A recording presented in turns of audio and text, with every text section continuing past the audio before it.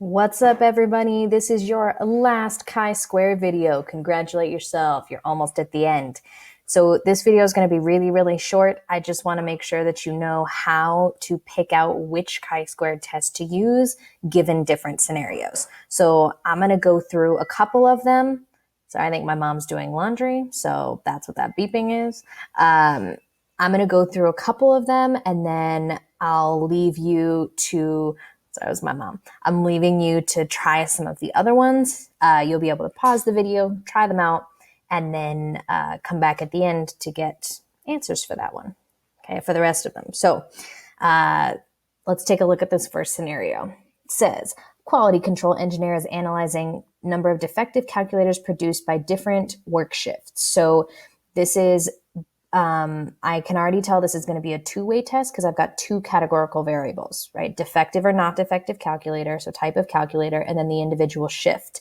It says he took an SRS of the calculators at the end of the day and then categorized them later. So categorize them by shift later. So that is a classic independence test. Okay, so remember he took one big sample of the whole population and then sorted them later. All right, so that one is independence. All right, then let's take a look at the second one. It says 5 candidates have announced their intention to become a Republican candidate for president. So they're looking for a lead in popularity. 5,000 people were asked to indicate their preference for these 5 candidates. Then the question is, test the hypothesis that all the candidates share the same popularity among registered voters. So there's only one category here. It's each Republican candidate, and they're going to each have a proportion associated with their popularity level. So since this is one there's only one variable. This is a goodness of fit test, GOF. All right, and then let's look at the third one here. So this says market researchers suspect that background music could affect the mood and buying behavior of customers. So they're comparing 3 randomly assigned treatments: no music, French music, and Italian music. And then it said under each condition, the researchers recorded the number of customers who ordered different types of entrees. So definitely 2 variables, right? Type of music and type of food ordered. And what I want you to notice is that it said that under each condition. So they basically ran like 3 different experiments, one for each music type. So that tells me that this is a homogeneity test.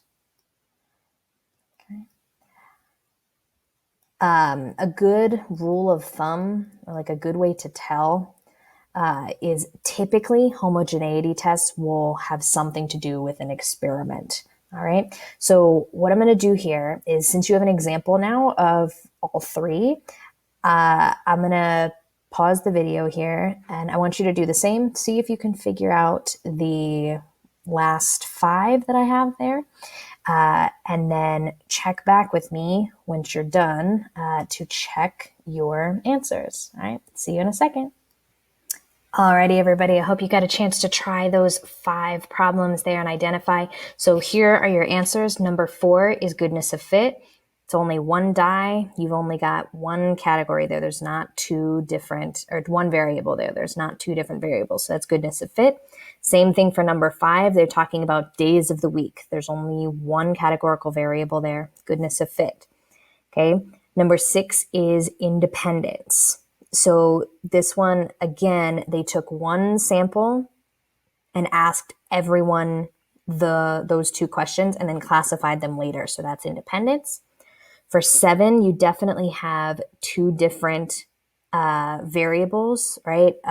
So whether or not the person in the study was on the drug or not, right? So that's one of them. And then the other is if the person had a stroke already or not had a stroke. So definitely 2 variables going on there. And this one is homogeneity, mostly because we're trying to see how one thing or changing one variable is going to affect another variable, right? So stroke, no stroke. Then the very last one is also independence. This one I'm hoping was pretty easy for you because it says determine if there's an association between city and type of crime. Association means independence. So just from that, you can pick out that this was an independence test.